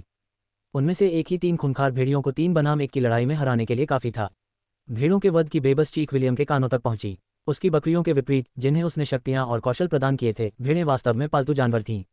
सैकड़ों खूंखार भेड़ियों के सामने वे केवल दहशत में चीख सकती थीं और जिंदा ही खाई जा सकती थीं। 200 से अधिक भेड़ें भेड़ियों के हमले का शिकार हो गईं, जबकि शेष जानवर अलग अलग दिशाओं में भाग गए। भेड़ियों के भोजन के उन्माद के बीच विलियम ने शहर की दिशा से भेड़ियों के झुंड की ओर दौड़ते हुए 4 परिचित आकृतियों को देखा। क्या ये मिस्टर शॉन नहीं हैं? विलियम ने सोचा, ये यहाँ क्या कर रहे हैं। हाथों में बेलन लिए एक आदमी निडर होकर भेड़ियों के झुंड की ओर दौड़ा। वह लोन का बेकर था और उसका नाम शॉन था। विलियम घाटी जाने से पहले हर हफ्ते उसकी दुकान से एक रोटी खरीदने जाता था। शॉन बहुत ही दयालु और मिलनसार व्यक्ति थे। लोंट में रहने वाले हर किसी की तरह उनका स्वभाव भी बेफिक्र था और उनके चेहरे पर हमेशा मुस्कान रहती थी। लेकिन इस समय कस्बे के बेकर के चेहरे पर मुस्कान नहीं थी। उसके हाथ में मौजूद बेलन बड़ा होकर 2 मीटर लंबे चांदी के बेलन में बदल गया। क्रोध से दहाड़ते हुए शॉन दावत उड़ा रहे भेड़ियों पर झपटा और मौत के बेलन को जोर से घुमाया। उसके हमले के रास्ते में आने वाले भेड़ियों के सिर तरबूज की तरह फट गए। धिक्कार है। बेकर की क्रूरता पर विलियम लगभग गुस्से से चिल्ला उठा। बेकर के पीछे खड़े 4 अन्य लोगों ने भी अपने हथियार निकाल लिए और उसके साथ मिलकर हत्या करने में शामिल हो गए। हेलेन, जिसे विलियम अक्सर आंटी हेलेन कहकर बुलाता था, उनके आइंसवर्थ परिवार की नौकरानी थी। उसके कुछ कपड़े हेलेन ने ही सिले थे और वे सभी अच्छी गुणवत्ता के थे। अब वही आंटी जिसने विलियम के बचपन में अनगिनत बार उसकी पीठ साफ की थी, फिलहाल सिर्फ हाथ हिलाकर भेड़ियों के सिर काट रही थी। विलियम को अपनी चाची हेलेन की उंगलियों से जुड़े सुनहरे धागे धुंधले रूप से दिखाई दे रहे थे, जो एक लचीली तलवार की तरह हवा को चीरते हुए आगे बढ़ रहे थे। गंदे कमीने, हेलेन ने थूकते हुए कहा, अगर मेरे छोटे विलियम को तुम हरामखोरों ने चोट पहुंचाई तो मैं कसम खाती हूं कि मैं इस राज्य के सभी भेड़ियों के झुंडों का सफाया कर दूंगी। आंटी, चिंता मत करो, मैं अभी भी जिंदा हूं।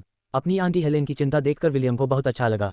युद्ध के मैदान में आंटी हेलेन की शालीनता देखकर उसने मन ही मन उन्हें 4 अंगूठे ऊपर करके धन्यवाद दिया। हेलेन जहां भी जाती, सारे भेड़िए टुकड़ों में कटे हुए मिलते थे। भेड़ियों के झुंड से भिड़ने वाले 2 अन्य लोग लोन टाउन के नाई और दंत चिकित्सक थे। लोन कस्बे के नाई श्री बॉन्डर का हेयर स्टाइल सबसे अनोखा था। विलियम अक्सर सोचता था कि क्या नाई जन्म से ही अफ्रीकी स्टाइल के बालों के साथ पैदा हुआ था। कस्बे में यह अफवाह थी कि उसने ये हेयर स्टाइल इसलिए चुना था क्योंकि वह अपने बाल खुद काटने में बहुत आलसी था। स्निप्पी, स्निप स्नैप, श्री बॉन्ड ने हवा में 6 कैंची उछालते हुए कहा, जो उनकी ओर दौड़ रहे भेड़ियों के सिर में जा लगी। मेरा नाम बॉन्ड है, श्री बॉन्ड। सफ़ेद कमीज और काली पैंट पहने एक आदमी ताजगी भरी मुस्कान के साथ भेड़ियों की ओर दौड़ता हुआ आया। वह लोन टाउन का इकलौता दंत चिकित्सक था और जेकिल नाम से जाना जाता था। विलियम और लोन के बाकी बच्चों ने उसे शहर का सबसे डरावना व्यक्ति चुना था। क्यों? क्योंकि वह दंत चिकित्सक था। क्या कोई ऐसा बच्चा था जो दंत चिकित्सक से नहीं डरता था? जवाब है नहीं। लोंट में हर बच्चा उससे डरता था। शहर में उसे टहलते हुए देखना ही 15 साल से कम उम्र के किसी भी बच्चे को डर से चीखने के लिए काफी था। भले ही वह सुंदर था, सभ्य और शालीन दिखता था और उसके चेहरे पर हमेशा वह मनमोहक मुस्कान रहती थी, लेकिन लोंट में कोई भी समझदार बच्चा ऐसा नहीं था जो उसे देखकर मुस्कुराता हो। जेकिल भेड़ियों के झुंड के बीच में रुक गया और उसने अपने हाथ अपनी पीठ के पीछे रख लिए। खाने के लिए धन्यवाद। इसके बाद उसने भेड़ियों को एक ताजगी भरी मुस्कान दी और फिर अपना मुंह चौड़ा खोल दिया। इसके बाद जो दृश्य सामने आया उसे देखकर विलियम के रोंगटे खड़े हो गए। जेकिल के चारों ओर कम से कम 20 मीटर की दूरी पर मौजूद सभी भेड़िए उसके मुंह के अंदर समा गए। कुछ ही सेकंड बाद दंत चिकित्सक ने एक जोरदार डकार ली, जिससे खूंखार भेड़िए बुरी तरह डर गए। माफ कीजिए, जेकिल ने मुस्कुराते हुए कहा। चिंता मत कीजिए, मेरे पास अभी भी मिठाई के लिए जगह है। अध्याय 28, विलियम का रहस्य। भयानक भेड़िए चुनौती के भाव से नहीं बल्कि भय से गुर्राए। जेकिल ने मुस्कुराते हुए इन स्वादिष्ट व्यंजनों पर नजर डाली। अगर कोई लोंट के इकलौते दंत चिकित्सक को ध्यान से देखे तो उसके कुछ दांतों के बीच भेड़िए के मांस के टुकड़े फंसे हुए दिखाई दे सकते हैं। हालांकि इससे पहले कि वह या डायवुल्व्स कुछ कर पाते, आसमान से कोई नीचे गिर पड़ा। उसके गिरने से धूल भरी आंधी उठी, जिससे सब पीछे हट गए। जब धूल छटी तो 4 वर्ग मीटर के एक गड्ढे के बीचों बीच एक भूरे बालों वाला आदमी खड़ा था। जेम्स ने अपने आसपास का जायजा लिया, मानो वह किसी को ढूंढ रहा हो। जल्द ही उसकी नज़र एक लड़के पर पड़ी जो पेड़ की शाखा पर खड़ा था और पेड़ की छाल को गले लगाए हुए था। जैसे ही उसने अपना ध्यान युद्ध के मैदान में बचे हुए कुछ खूंखार भेड़ियों की ओर मोड़ा, उसकी निगाहें थोड़ी नरम पड़ गईं। हेलेन, कचरे के इन टुकड़ों को साफ करो, जेम्स ने आदेश दिया। जैसा आप चाहें स्वामी जी, हेलेन ने मुस्कुराते हुए उत्तर दिया। जंगल में मरणासन भेड़ियों की चीखों की आवाजें गूंज उठी, क्योंकि बचे हुए खूंखार भेड़िए अपनी अंतिम सांसें ले रहे थे। स्थिति नियंत्रण में देखकर विलियम पेड़ से नीचे उतरा और अपनी मां एला की ओर भागा। एंगोरियन बकरी ने विलियम के गालों को चाटा, मानो उसे बता रही हो कि वह ठीक है। फिर भी विलियम ने उसे प्राथमिक उपचार दिया ताकि वह अपनी चोटों से उबर सके। इसके बाद उसने अपने झुंड में बची हुई बकरियों को भी प्राथमिक उपचार दिया। ये भेड़ियों के हमले से बची हुई थीं और विलियम नहीं चाहता था कि इतनी दूर आने के बाद वे मर जाएं। कस्बे के नाई श्री बॉन्ड ने थियो और अन्य प्रशिक्षु चरवाहों का पता लगा लिया था। उन्होंने बच्चों को वापस लौट ले जाने का जिम्मा स्वयं उठाया, जबकि बाकी लोग युद्ध में अपने साथियों की सहायता करने चले गए। विलियम बकरियों का इलाज करने में इतना मग्न था कि उसने ध्यान ही नहीं दिया कि उसके दादाजी उसके पास आ गए हैं। बाकी लोग जंगल के दूसरी ओर वरिष्ठ चरवाहों की सहायता के लिए पहले ही जा चुके थे। लड़ाई अभी खत्म नहीं हुई थी। अभी भी कुछ 1000 खूंखार भेड़िए थे जो 2 शताब्दी राक्षसों के अधीन थे। इसके अलावा 1000 आदमियों वाले दानव का खतरा भी बना हुआ था, जो एक अकेले आदमी की सेना के बराबर था। घर वापस जाओ, विलियम ने 13 बकरियों को आदेश दिया। मी मी मी, बकरियों ने विरोध में अपने खुर पटके। उन्हें लगा कि विलियम का उनके साथ वापस जाने का कोई इरादा नहीं है। चूंकि ऐसा था, इसलिए उन्होंने भी वापस न जाने का फैसला किया। जिद्दी मत बनो, विलियम ने बेचैन बकरियों को घूरते हुए कहा। एला, इन्हें समझाओ। मी, एम्मा ने मिमियाते हुए कहा और बकरियां चौकन्नी होकर खड़ी हो गईं। मी मी। एला की डांट सुनने के बाद 13 बकरियों ने अनिच्छा से सिर झुकाया और लॉन की दिशा में चलने लगीं। ये नासमझ बकरियां हर 10 कदम पर विलियम की ओर दयनीय आंखों से देखती, मानो वे छोटे बच्चे हों जिन्हें तंग किया जा रहा हो। विलियम ने उनकी बातों पर ध्यान नहीं दिया।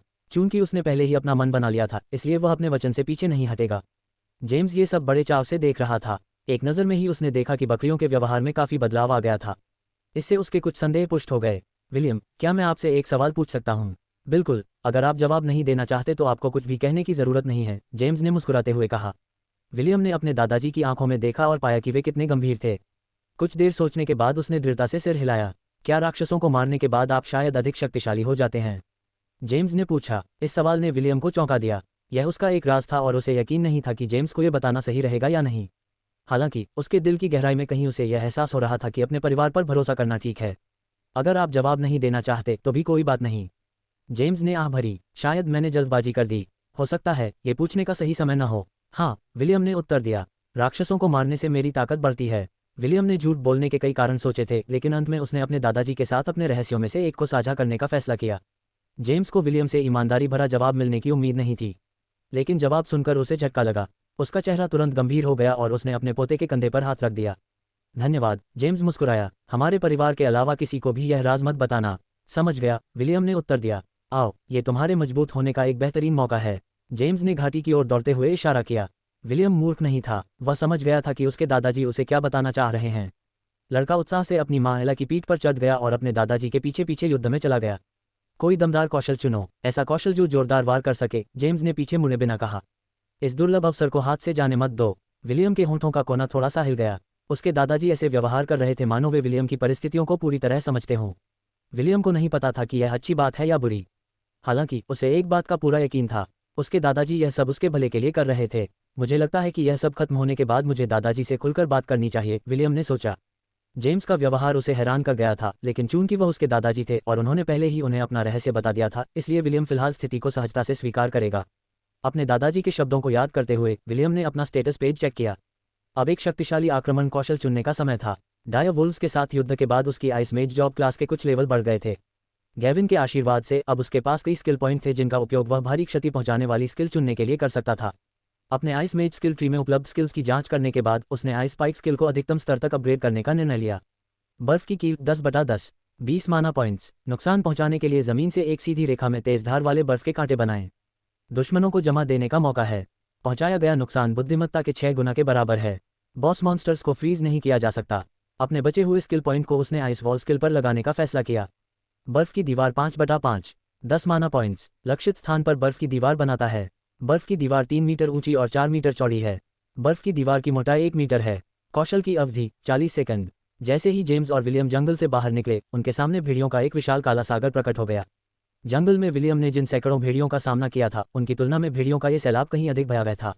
अध्याय 29, बॉस मॉन्स्टर का आगमन। विलियम ने अपने दादाजी की प्रतिक्रिया जानने के लिए उनकी ओर देखा। वह जानना चाहता था कि क्या वे किसी गंभीर खतरे में हैं।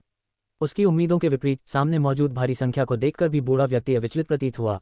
अपने पोते की निगाहों को महसूस करते हुए जेम्स ने अपना सिर घुमाया और विलियम को कुछ आश्वस्त करने वाले शब्द कहे। ये तो बस मामूली लोग हैं, जेम्स ने ऐसे कहा जैसे ये कोई बड़ी बात ही न हो। असली समस्या तो सेंटेनियल और मिलेनियल बीस्ट्स हैं। ये कमीने बहुत चालाक हैं और हमसे सीधे मुकाबला नहीं करेंगे। पहले तो वे अपने सैनिकों को हम पर इस्तेमाल करके हमें थका देंगे, फिर हमला करेंगे। आकाश में बिजली चमकी और उसके बाद एक बाज की चीख सुनाई दी। जॉन और उसका साथी ब्लिट्स 1000 आदमियों वाले दानव के साथ लंबी दूरी की लड़ाई लड़ रहे थे। जेम्स मार्कस के पास जाकर अपनी कार्ययोजना पर चर्चा करने लगा। भेड़िए एक सेना की तरह फिर से संगठित हो गए थे, मानो अपने सेनापति के आदेश का इंतजार कर रहे हों। घाटी में हजारों खूंखार भेड़ियों की गूंज सुनाई दे रही थी, जिन्होंने अपनी उपस्थिति दर्ज करा दी थी। बॉस, क्या योजना है? मार्कस ने पूछा। उसने दूर विलियम और एला को देखा, लेकिन कुछ नहीं बोला। जाहिर है जेम्स अपने पोते को किसी खास वजह से साथ लाया था। जेम्स सबके सामने खड़ा होकर आसपास का जायजा ले रहा था। विलियम को छोड़कर वहां 9 लड़ाके मौजूद थे। वे सभी जटिल भावों के साथ वुल्फ टाइड को देख रहे थे।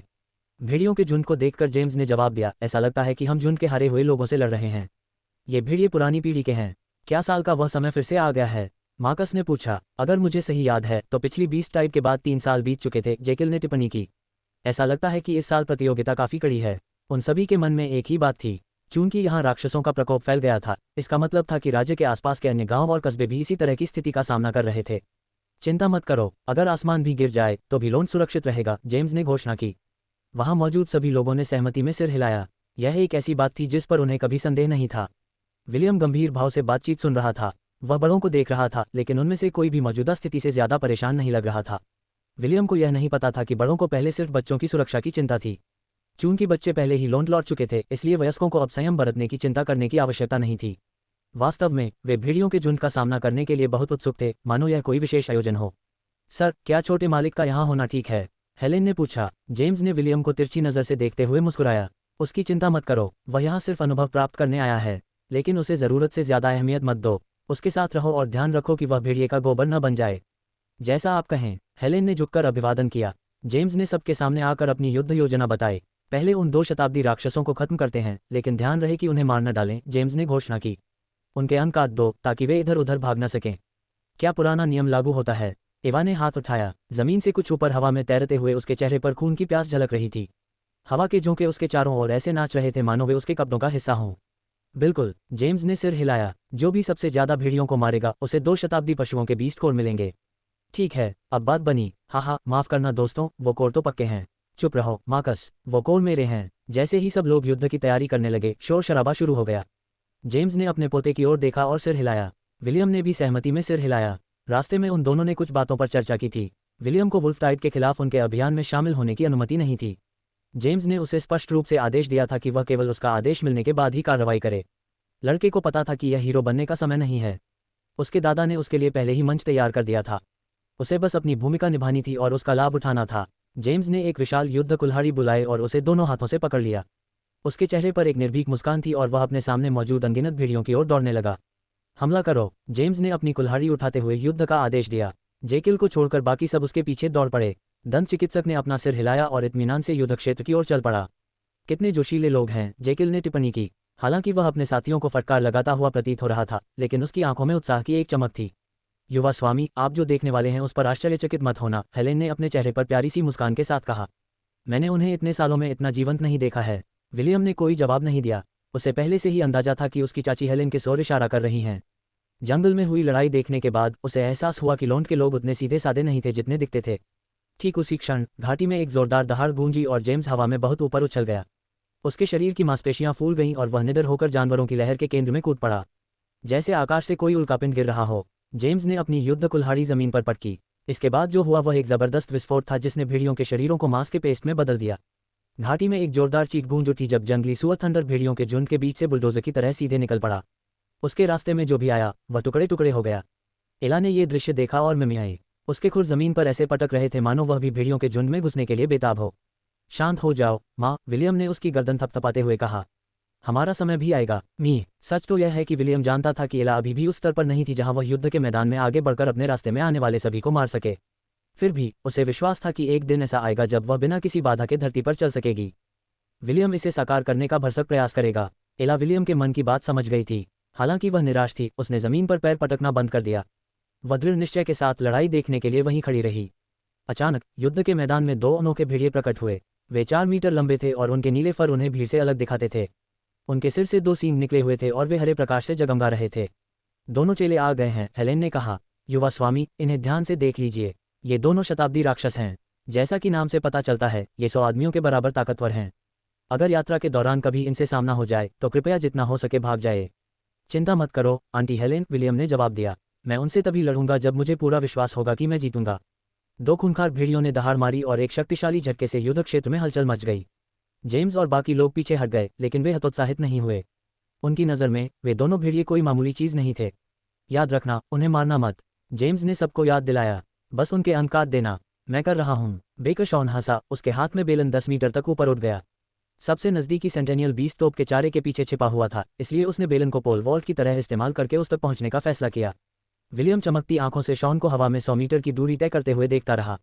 शॉन अपना घातक दांव खेलने ही वाला था कि तभी उसकी नज़र के कोने में एक बैंगनी चमक दिखाई दी। धत्तेरे की। शॉन ने तुरंत अपना बेलन पीछे खींच लिया और उसका इस्तेमाल ढाल की तरह अपनी ओर आ रही बिजली की चमक को रोकने के लिए किया। एक जोरदार धमाके की आवाज़ सुनाई दी जब शॉन घाटी के उस पार उड़ गया। सब कुछ इतनी तेजी से हुआ कि सभी लोग अचंभित रह गए। शॉन का शरीर हवा में उछला और विलियम के पीछे जंगल में जा गिरा। मानो अपने आगमन की घोषणा करते हुए 10 मीटर ऊंचा बैंगनी रंग का भेड़िया क्रोध में दहाड़ा। उसके सिर पर 4 सींग निकले हुए थे और उनके सिरों के चारों ओर बिजली की लपटें नाच रही थीं। सिस्टम द्वारा अंतिम बॉस के आगमन की घोषणा के साथ ही पृष्ठभूमि में एक धुन बजने लगी। विलियम अपने सामने खड़े बॉस मॉन्स्टर को देखकर बस अपनी लार निगलने को मजबूर हो गया। वह जानता था कि उसकी वर्तमान क्षमता के हिसाब से इस बॉस को हराना मात्र एक सपना था। अध्याय 30, आपके सभी अनुभव मेरे हैं। जेम्स ने अपनी जीभ चटकाए। अगर यह कोई साधारण मिलेनियल बीस्ट होता तो उसे इससे निपटने में कोई समस्या नहीं होती, लेकिन उसके सामने मौजूद बीस्ट में बिजली तत्व की शक्ति समाहित थी। इस कमीने को मारना थोड़ा मुश्किल है, जेम्स ने आसपास का जायजा लेते हुए सोचा। हालांकि शॉन पर बिजली गिरी थी, लेकिन वह उसे मारने के लिए काफ़ी नहीं थी। यही कारण था कि जेम्स और बाकी लोग चिंतित नहीं थे। सर, आपके आदेश? मार्कस ने पूछा। जल्दी नहीं है, मेरा बेटा रास्ते में है, जेम्स ने जवाब दिया। मानो उन्हीं शब्दों का इंतजार करते हुए 6 आदमी जंगल से बाहर निकले। उनका नेतृत्व मॉडरेट कर रहा था। हैरानी की बात यह थी कि शॉन भी उस समूह में शामिल था। उसके कपड़ों के जलने के अलावा उसके शरीर पर चोट के कोई निशान नहीं थे। इतनी देर क्यों लगा दी? बेटे के पास पहुंचते ही जेम्स ने चिढ़कर कहा। मुझे लोन की रक्षा के लिए लोगों को नियुक्त करना पड़ा, मॉडरेट ने जवाब दिया। अरे, बिजली की तरह का मिलेनियल बीस्ट, सच में बदकिस्मती है। हाँ बिल्कुल, जेम्स ने आह भरी। अगर यह कोई और तत्व होता तो मैं अब तक इससे निपट चुका होता, लेकिन ये तो बिजली वाला ही होना था। सफ़ेद बालों वाला एक व्यक्ति जो लगभग 90 वर्ष का लग रहा था आगे की ओर बढ़ा। वह अपनी छड़ी का इस्तेमाल कर रहा था और उसका झुर्रीदार चेहरा मिलेनियल बीस्ट को ऐसे देख रहा था मानो वह कोई परेशान करने वाला मेहमान हो। परेशान करने वाले कीड़े, बूढ़े आदमी ने बुदबुदाते हुए कहा। उनका नाम ओवन था। वे एक जीवन विशेषज्ञ थे और लोंट में उनका बहुत सम्मान था। चोट या बीमारी से पीड़ित हर कोई इलाज के लिए उनके घर जाता था। वे लोंट को नुकसान से बचाने वाले सबसे महत्वपूर्ण व्यक्तियों में से एक थे। सभी ने जादूगर की बातों से सहमति जताते हुए सिर हिलाया। खैर, चूंकि सब लोग यहाँ हैं तो मुझे लगता है कि अब सफाई करने का समय आ गया है, जेम्स ने घोषणा की। मॉडरेट, जेकिल और मैं मिलेनियल बीस्ट से निपटेंगे। मार्कस, जॉन, शॉन, आप लोग सेंटेनियल बीस्ट में से किसी एक से निपटें। आप चाहें तो उसके अंक काट सकते हैं, लेकिन उसे मार मत डालना। जेम्स थोड़ी देर रुका और दूर तैरती हुई महिला को देखने लगा। एवा और बाकी चरवाहों, तुम लोग दूसरे शताब्दी राक्षस से निपटो। हमारा क्या होगा? एक आदमी कड़ाही और करछी लिए हुए पूछा। उसका नाम गॉर्डन था। वह लोंट में स्थित स्लीपिंग फॉरेस्ट नामक एकमात्र शराबखाने का मालिक और रसोया था। गॉर्डन, तुम और तुम्हारे जैसे तमाशबीन लोग छोटे मोटे लोगों का सफाया कर दोगे, जेम्स ने सोच विचार करने के बाद कहा। दर्शक दीर्घा, खैर ये बुरा नहीं लगता, वीणा पकड़े एक बौने ने मुस्कुराते हुए कहा। उसका नाम फेराइट था। वह राज्य का घुमंतु कवि था। दर्शक दीर्घा हमेशा मुझे प्रदर्शन करते हुए देखती थी। कभी कभी किनारे पर रहना भी अच्छा होता है। छोटे मोटे दुश्मनों को निपटाना आसान काम नहीं है। बूढ़ा साहब तो उन सबको मारने में बहुत आलसी है। कस्बे के लोहार बारबातोस ने अपना मित्रिल हथौड़ा उठाया। लेकिन मैं आपसे सहमत हूँ, लोहे की सिल्लियों की जगह भेड़ियों के सिर कूटना एक अच्छा बदलाव है। ओवन ने अपनी छड़ी उठाते हुए आह भरी। चलो इसे जल्दी खत्म कर लेते हैं। अगर मैं देर से घर आया तो मेरी पत्नी परेशान हो जाएगी। जीवन के जादूगर ने मंत्रोच्चार किया और सभी लोग प्रकाश में नहा गए। सामूहिक आशीर्वाद। विलियम ने अपने शरीर को एक हल्की हवा के झोंके से घिरा हुआ महसूस किया। उसे ऐसा लगा जैसे उसके भीतर एक नई शक्ति आ गई हो। अपने संदेह की पुष्टि करने के लिए उसने अपना स्टेटस पेज खोला और जो उसने देखा उससे वह चौंक गया। उसके सभी आंकड़े 100 अंक बढ़ गए। ये कैसी जादूगरी है? विलियम लगभग चीख पड़ा। उसने सोचा था कि मामा एला को शक्ति देने के लिए उसने जिन कौशलों का इस्तेमाल किया था वे पहले से ही बहुत शक्तिशाली थे। भला किसने सोचा होगा कि उसके मामूली कौशल एक लाइफ मैगस के आशीर्वाद के एक भी कौशल के सामने टिक नहीं पाएंगे। हालांकि बात यहीं खत्म नहीं हुई थी। सामूहिक जल्दबाजी, सामूहिक सुरक्षा, सामूहिक बैल की ताकत, सामूहिक बिल्ली की कृपा, मास आर्केन एजिलिटी। विलियम का जबड़ा लगभग जमीन पर गिर गया जब उसने अपने स्टेटस पॉइंट्स में बेतहाशा वृद्धि देखी। पहले तो उसने सोचा कि मास ब्लेसिंग पहले से ही अद्भुत है, लेकिन अन्य कौशल ने उसे एहसास दिलाया कि वह अभी भी कुएं का मेंढक है। योजक चिन्ह, मास बुल की ताकत। यह मंत्र ताकत में जोड़ 100 का संवर्धन बोनस प्रदान करता है। कौशल की अवधि 30 मिनट। सामूहिक बिल्ली की प्रार्थना। यह मंत्र चपलता में जोड़ 100 का संवर्धन बोनस प्रदान करता है। कौशल की अवधि 30 मिनट। सामूहिक जादुई चपलता। यह मंत्र चपलता में जोड़ 100 का संवर्धन बोनस प्रदान करता है। कौशल की अवधि 30 मिनट। योजक चिन्ह। विलियम ने चमकती आंखों से लाइफ मैगस की ओर देखा। क्या मुझे भी लाइफ मैगस बनना चाहिए? विलियम के अंदर जोश भर आया। ये तो वाकई बहुत ही शानदार है। एला भी अपनी उत्तेजना को मुश्किल से रोक पा रही थी। उसने लड़ने के इरादे से अपने खुर पटके। अगर विलियम उसकी पीठ पर सवार न होता तो वह अपने गिरे हुए साथियों का बदला लेने के लिए भेड़ियों पर टूट पड़ती। जेम्स ने अपने पोते की ओर देखा और सिर हिलाया। विलियम, तुम भी तमाशा देखने वालों में शामिल हो सकते हो और छोटे मोटे लोगों को बाहर निकाल सकते हो, जेम्स ने मुस्कुराते हुए कहा। हेलेन, उस पर नजर रखना। जी सर, हेलेन ने उत्तर दिया। फिर जेम्स ने ओवन की ओर देखा। ओवन, चिंता मत करो, मैं तुम्हारे पोते पर नजर रखूंगा। धन्यवाद, बस अब चले जाओ, ओवन ने अधीरता से कहा। मेरी पत्नी, ठीक है, हम चल रहे हैं। दोस्तों, जल्दी करो, अगर हम देर करेंगे तो उस बूढ़े बेचारे की जान जा सकती है। हंसी की गड़गड़ाहट के साथ असाधारण सज्जनों और महिलाओं का समूह भेड़ियों के झुंड की ओर दौड़ पड़ा। जेम्स, मॉडरेट और जेकिल सीधे मिलेनियल बीस्ट की ओर भागे। उन्हें बाकी लोगों को अपने लक्ष्यों को हराने के लिए कुछ समय देना था। मामा एला, चलो चलें, विलियम ने दृढ़ निश्चय से कहा। बेस्टॉप, झुंड के नेता, स्टील आर्मामेंट, मी। विलियम को अपनी पीठ पर लादे हुए एंगोरियन बकरी एक उग्र बैल की तरह खूंखार भेड़ियों की ओर दौड़ी। एला के सभी आंकड़े सैकड़ों में थे। जब तक वे शताब्दी और सहस्राब्दी राक्षसों से नहीं लड़ते, अल्फा भेड़ियों सहित कोई भी खूंखार भेड़िया उन्हें हरा नहीं सकता था। हेलेन विलियम के पीछे पीछे चली और उससे कुछ मीटर की दूरी पर खड़ी रही। वह लड़के को अपने हाथ में लकड़ी की छड़ी लहराते हुए देखकर मजे ले रही थी। जब भी वह अपनी लकड़ी की छड़ी घुमाता, दर्जनों खूंखार भेड़िए ऐसे उड़ जाते जैसे वह सूखे पत्ते झाड़ रहा हो। एला का स्वभाव अधिक सीधा था। वह बस एक ही दिशा में दौड़ती थी और जो भी उसके रास्ते में आता वह उसके सींगों से टुकड़े टुकड़े हो जाता। युद्ध क्षेत्र में एक जोरदार चीख गूंज उठी। थंडर, जंगली सुअर, ने एला के अथक आक्रमण को देखा और उसमें प्रतिस्पर्धा की भावना जागृत हुई। मार्कस अन्य लोगों के साथ शताब्दी राक्षसों से लड़ रहा था, जबकि थंडर का काम छोटे मोटे दुश्मनों को नष्ट करने में मदद करना था। मी स्नॉट, मी स्नॉट, दोनों जानवर अपने रास्ते में आने वाले हर किसी को ऐसे रौंद रहे थे मानो उनमें मुर्गी का खून भर दिया गया हो। ऐसा लग रहा था कि दोनों के बीच प्रतिद्वंद्विता चल रही है और वे एक दूसरे से प्रतिस्पर्धा कर रहे हैं। दूसरी ओर विलियम की आंखें बेतहाशा जल रही थीं। उसकी नज़र में ये सभी भेड़िए मुफ्त अनुभव अंक थे। ये किसी खेल के बोनस स्टेज जैसा था, एक ऐसा चरण जहां आप एक निश्चित समय सीमा के भीतर अधिक से अधिक अनुभव अंक प्राप्त करने के लिए संघर्ष कर सकते हैं। अगर उसने इस अवसर का पूरा फायदा नहीं उठाया तो उसे जीवन भर इसका पछतावा रहेगा। लड़के ने शांत रहने का इरादा छोड़ दिया और अपने अंदर व्याप्त युद्ध की तीव्र इच्छा के आगे झुक गया। Magnum burst, magnum burst, ice spike, William ने उन्माद में अपनी छड़ी लहराई। तुम्हारा सारा अनुभव मेरा है।